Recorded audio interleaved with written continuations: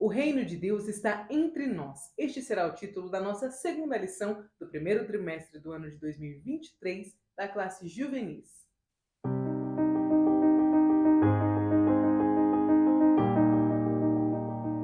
A paz do Senhor, querido aluno e professor da Escola Bíblica Dominical. Eu sou a irmã Damaris, sou professora da IBD, na congregação em que sirvo ao Senhor, aqui na Assembleia de Deus em Curitiba. E hoje eu estou aqui para que nós possamos meditar juntos a respeito do que é o reino de Deus, ou seria o reino dos céus? Bom, esta é uma das perguntas que nós responderemos nesta segunda lição da classe Juvenis. Antes de nós começarmos a nossa aula, eu gostaria de pedir que você, por favor, deixe o seu like aqui neste vídeo, vai me ajudar muito na divulgação deste vídeo para outros alunos e professores da classe Juvenis. Caso você não seja inscrito, dá uma observada aí se você é. Por favor, inscreva-se aqui no canal e seja muito bem-vindo a este canal. E se você quiser, também pode me deixar um comentário, me dizendo se você é aluno ou se você é professor, me dizendo de onde você está me assistindo, se você já estava aqui no trimestre passado, bom, ou se você tiver alguma dúvida a respeito da lição, será uma alegria poder responder o seu comentário.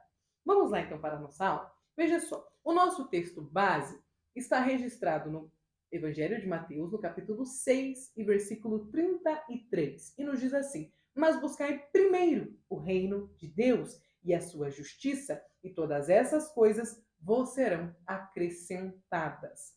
A nossa leitura bíblica em classe está registrada em três pontos da Bíblia. Então, primeiro, Mateus, capítulo 4, versículo 12, 17 e 23 ao 25. Também em Mateus, no capítulo 5, versículos 17 ao 20, e em Lucas, no capítulo 17, versículos 20 e 21. Como são vários versículos, você pode aproveitar e pedir ajuda dos seus alunos, dos seus adolescentes, para que eles possam já aproveitar o momento e treinar a leitura bíblica em público. Os objetivos da nossa lição são três. Então, primeiro, demonstrar que o anúncio do reino de Deus estava presente, era o centro, estava no centro da pregação de Jesus. Segundo, explicar o que é o reino de Deus. E terceiro, ensinar a relação entre igreja, Cristo e o reino de Deus. Nós então veremos nesta aula que Jesus é chamado de rei, que na verdade ele é o rei dos reis. E que ele dizia na sua pregação que o reino dele já estava entre nós, mas que não se tratava de um reino físico, que não se tratava de um reino com uma localidade geográfica específica. Mas então, de que forma nós conheceríamos este reino? Já que ele não tem um ponto, como nós saberíamos onde ele está? Veja só, aqui no primeiro tópico nós veremos sobre a mensagem de Jesus. O ministério de Jesus foi anunciado por João Batista. João Batista ele era primo de Jesus, era filho de Isabel, que era prima de Maria, a mãe de Jesus. E João Batista foi escolhido por Deus para preparar o caminho para o Messias, para anunciar a palavra de Deus. E João Batista tinha algumas mensagens que eu acredito que hoje não seriam curtidas no YouTube, que não receberiam muitas curtidas, que não receberiam muita atenção da nossa geração. Porque João Batista dizia: arrependei-vos, raça de víbora. Nenhum de nós gostaríamos de estar em um culto em que nós somos adjetivados de raça de víboras, não é mesmo? Mas a pregação de João não parava por aí. Ele também dizia: arrependei-vos porque é chegado o reino dos céus. De que reino João Batista estava pregando? Que reino é este? Veja só, muitas pessoas creram na pregação de João e foram batizadas por ele lá no Rio Jordão para testemunharem publicamente o seu arrependimento. O discurso de João Batista incomodava muitas autoridades políticas e religiosas e algum tempo depois ele foi preso e após acabou sendo morto também por conta da sua pregação. Veja que neste período Jesus começou o seu ministério. Ele se mudou de Nazaré para a cidade de Cafarnaum e lá começou a pregar. E ele sempre dizia: arrependei-vos porque é chegado o reino do céu. Veja que dois conceitos centrais estão presentes nesta mensagem de Jesus a respeito do reino dos céus. Primeiro, a necessidade de arrependimento e segundo, o início de um reino. A expressão é chegado significa surgiu ou está aqui e sugere a inauguração do reino que ainda será consumado de forma plena no futuro. Então, todo o ministério de Jesus perpassa o conceito fundamental de o reino de Deus chegou. Mas afinal, que reino era este?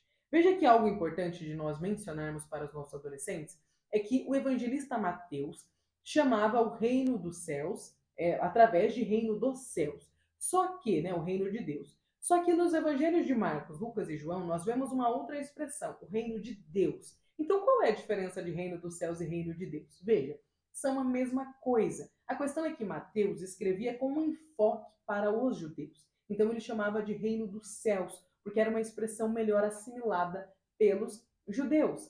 Já o evangelista Marcos, Lucas, os evangelistas, né? Marcos, Lucas e João, tinham outros públicos e por isso eles utilizavam o termo reino de Deus, que é mais conhecido por nós nos dias de hoje. Deu para entender? Esta explicação, inclusive, está aqui na interação. Ela é uma explicação que está no Wycliffe, da nossa CPAD.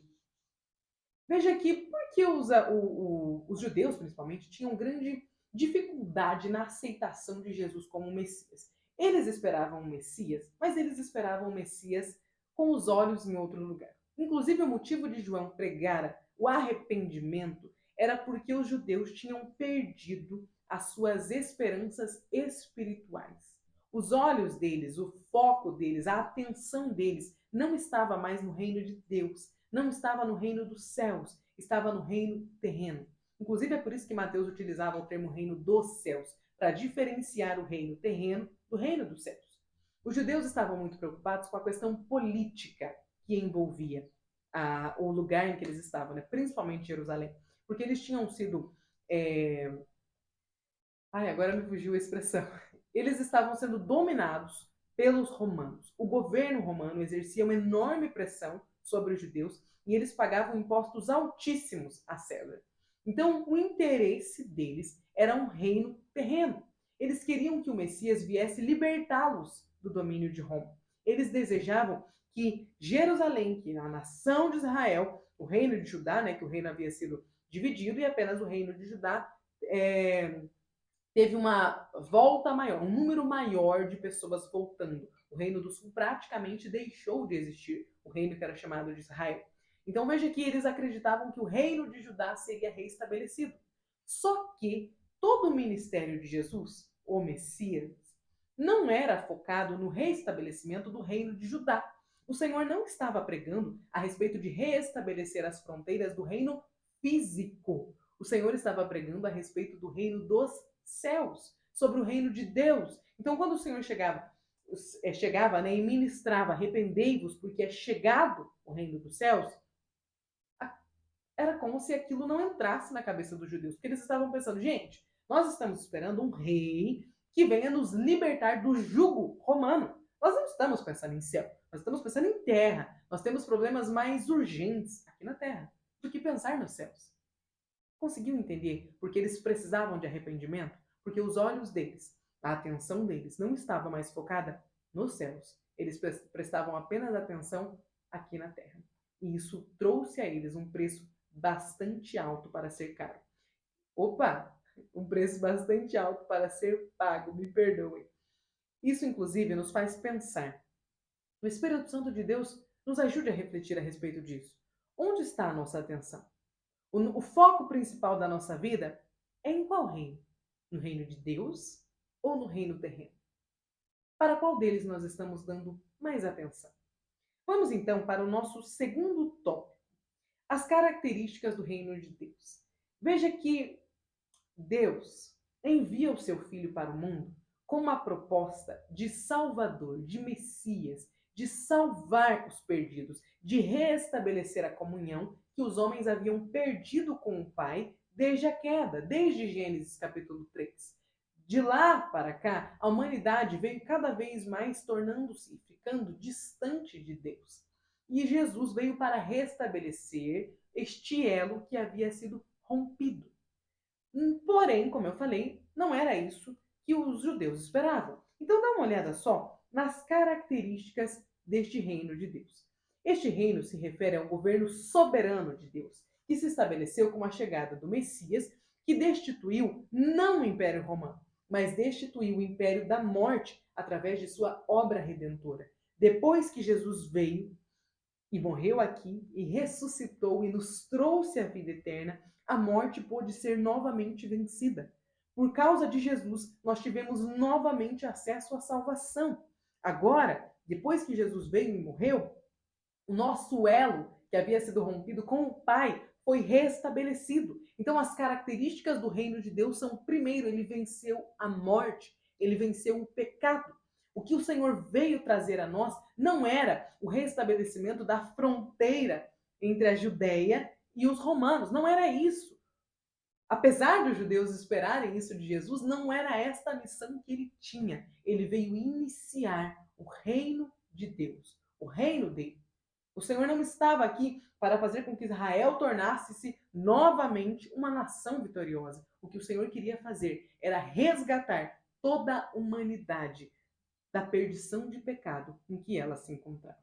Mais do que isso, Jesus explicou claramente que o seu reino não era político ou geográfico. Ele não estava restrito ao tempo, ao espaço e à nacionalidade. Jesus não estava preocupado com as guerras que haviam naquele tempo entre nações. Ele não estava preocupado com o aumento do domínio romano. O Senhor estava preocupado em salvar os perdidos, em curar os doentes, em restabelecer a distância que o pecado havia colocado entre os homens e Deus. Jesus veio como um reconciliador do Pai com os seus filhos. Olha como as características do reino de Deus eram muito mais profundas do que o povo de Israel estava preparado para entender lá naquela época.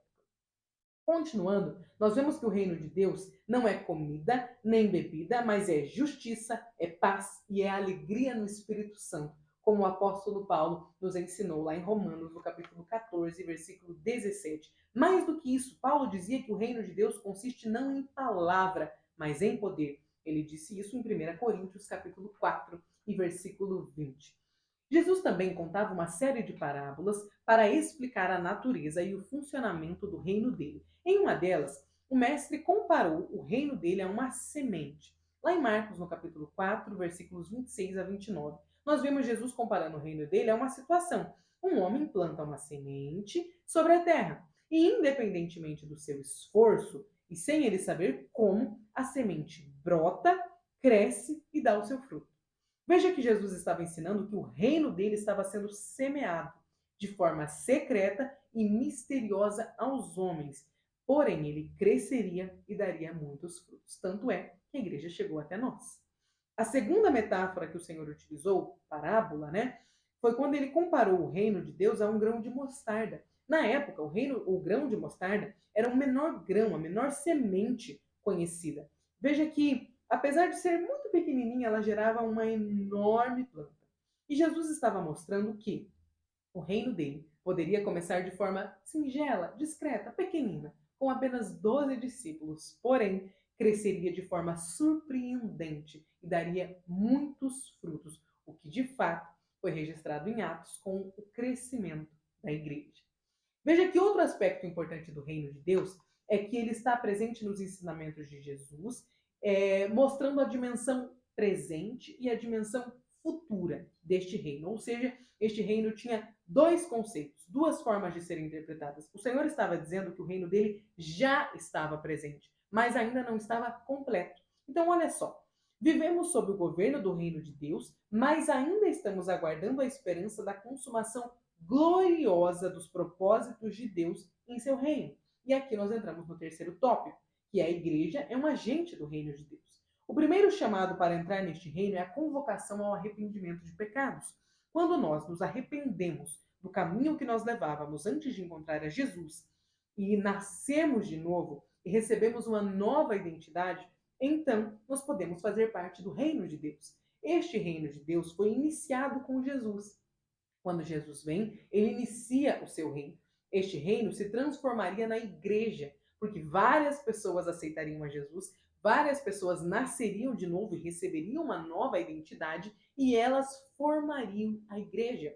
Esta igreja traria ou ensinaria às pessoas que todos os homens, todas as mulheres, os adolescentes, as pessoas com crianças, né, com capacidade de discernimento, desculpa, entre escolher, né, o que é bom e o que é mal, podem nascer de novo. E quando nascem de novo, eles podem ter um relacionamento com o Senhor e passar a viver o reino de Deus. Olha só, a Igreja do Senhor começou a ser formada a partir dos discípulos e ela foi crescendo, ela foi se consolidando com o tempo, na medida em que mais pessoas se convertiam à fé. A igreja foi selada pelo Espírito Santo. Ela recebeu também de Jesus uma missão, que é testemunhar o evangelho por toda a parte. Nós, cada um de nós, recebemos de forma individual a missão de pregar, de ir por todo mundo e pregar a toda criatura a mensagem da salvação. Jesus nasceu aqui. Jesus morreu por nós e ele restaurou, ele restabeleceu a nossa comunhão de filhos caídos para com o Pai. Agora nós não somos mais filhos caídos, agora nós temos um novo status, o de filhos redimidos. Por causa do sangue de Jesus derramado na cruz, nós alcançamos a salvação. E é esta salvação que nos possibilita ser igreja, ser o reino de Deus presente aqui na terra. Continuando, nós vemos que desde a fundação da igreja até os dias atuais, ela é um agente do reino, porque ela sinaliza, ela aponta para a presença de Deus na terra. Ela mostra que Jesus já veio, ele já morreu por nós e nós, por causa dele, possuímos livre acesso. Mais do que isso, por causa de Jesus, agora nós podemos ser igreja. E sendo igreja, nós estamos fazendo parte do reino de Deus que já está aqui na terra, que já se iniciou com Jesus quando ele veio até nós. Aqui no quarto ponto, nós veremos como buscar o reino de Deus. Veja só, Jesus ordenou buscar primeiro o reino de Deus. Mas como é que se faz isso? Veja só, primeiro nós precisamos aprender a ter esperança na consumação completa do reino. O que isso quer dizer? Um dia Jesus virá, voltará para nos buscar, para nos levar com ele. E então as profecias que estão registradas no livro de Apocalipse se cumprirão. Quando estas profecias se cumprirem, após os 7 anos de tribulação e grande tribulação aqui na terra, e de bodas do Cordeiro para a igreja no céu, nós voltaremos com Cristo no Armagedon. E como igreja, nós estaremos para sempre com ele, porque estaremos ali como igreja salva, já seremos noiva de Cristo ali.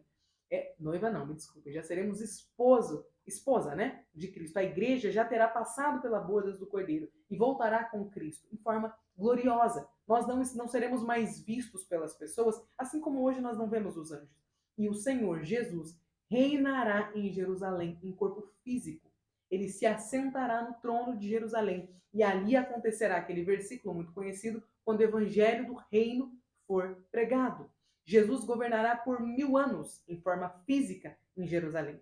Este é o reino de Deus que nós aguardamos, o reino de Deus futuro. Hoje, a nossa igreja, a igreja que nós pertencemos, a igreja que somos, já é o reino de Deus manifesto na terra. Este é o reino de Deus presente. O reino de Deus futuro acontecerá após o arrebatamento da igreja, após as bodas do Cordeiro no céu, quando após o Armagedon, quando o milênio for estabelecido, o reino de Deus futuro será estabelecido aqui na terra. Então lembre-se, professor, de explicar aos seus adolescentes que o reino de Deus é entendido de forma presente e de forma futura.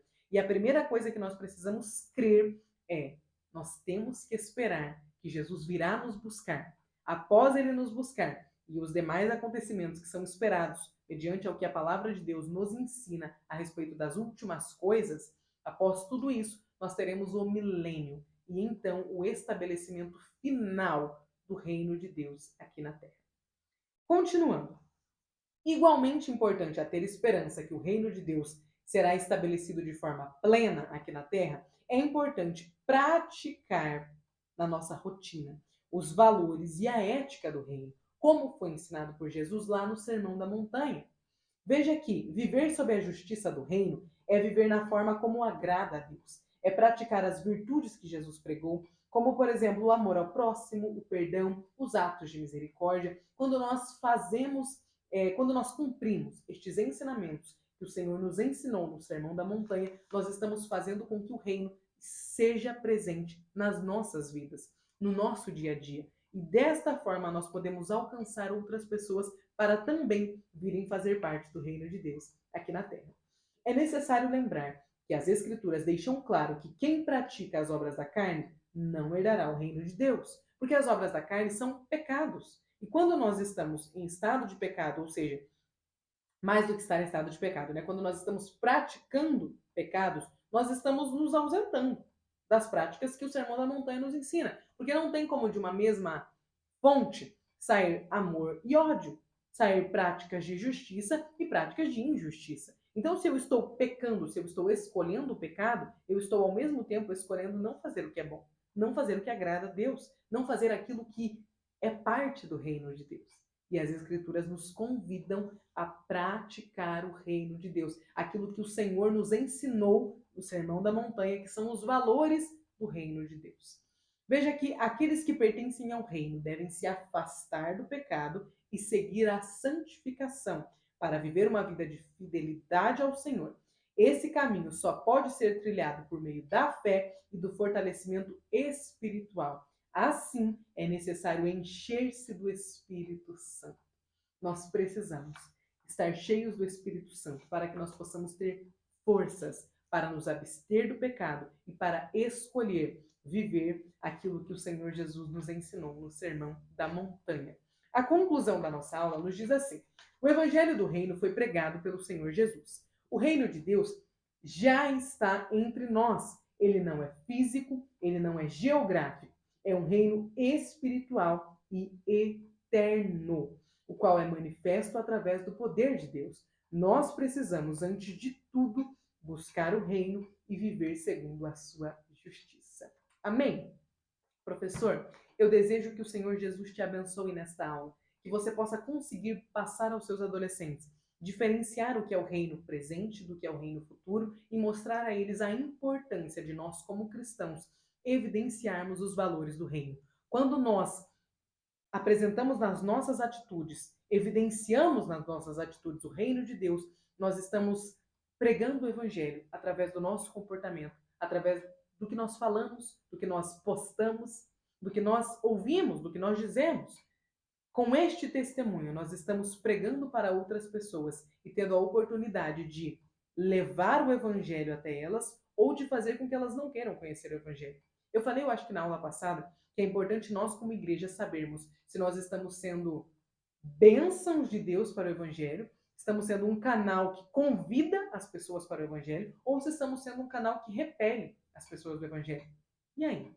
Será que as pessoas que estão ao nosso redor, que convivem conosco, podem, né, chegar mais perto do evangelho por causa do nosso bom testemunho, ou será que o nosso mau testemunho tem afastado pessoas do reino?